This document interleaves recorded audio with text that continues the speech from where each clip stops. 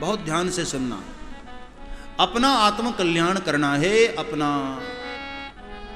मोक्ष प्राप्त करना है, जिस भी जीव को 3 साधन बताए गए, इन तीनों में एक भी पकड़ लो, पार लग जाओगे। बिल्कुल सरल और सीधा साधा उपाय। श्रवणम, पहला भगवान की कथा सुनो।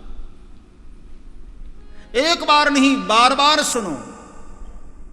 जब तक सुनते सुनते सुनते तुम्हें मोक्ष न मिल जाए तब तक छोड़ो ही मत, सुनते रहो, सुनते रहो, सुनते रहो। श्रीमद् भागवत में भी कहा गया, सदा सेव्या श्रीमद् भागवती कथा। जो लोग सोच रहे हैं ना कि एक बार हमने भागवत कथा करा ली बस धन्य धन्य हो गए, एक बार में होता क्या है साहब। इसलिए बार बार सुनो। बार बार कथा श्रवण करने से हमारे जो संचित कर्म हैं वो धीरे धीरे धीरे धीरे नष्ट हो जाते हैं, और एक समय ऐसा हो जाता है कि जब हम पूर्णतया निष्पाप हो जाते हैं, तब जाकर भगवान की कृपा होती है और भगवान का साक्षात्कार होता है। इसलिए श्रवणम, बार बार कथा सुनो।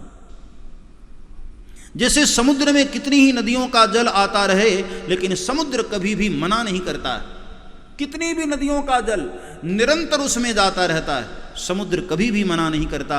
उसी प्रकार साधक के कान में, श्रवणों में बार बार भगवान की कथा पढ़ती रहे, फिर भी जिसका मन कभी भरे ना, ऐसा श्रोता, उसी का सच्चा कल्याण हो पाता है, वही मुक्त हो पाता है। जहां भी भगवान की कथा मिले सुनो।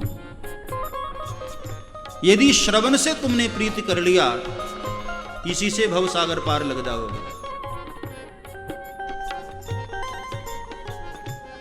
अच्छा, यदि किसी का मन कथा में न लगे, सुनने में मजा न आए, तो उसके लिए एक दूसरा उपाय बताया, कीर्तनम। भगवान शिव के नाम का कीर्तन करो, भगवान नारायण के नाम का कीर्तन करो, भगवान श्री राम के नाम का कीर्तन करो। तो या तो श्रवण करो या फिर हरिनाम कीर्तन करो, और इसमें भी मन न लगे तो स्मरण करो, मनन करो,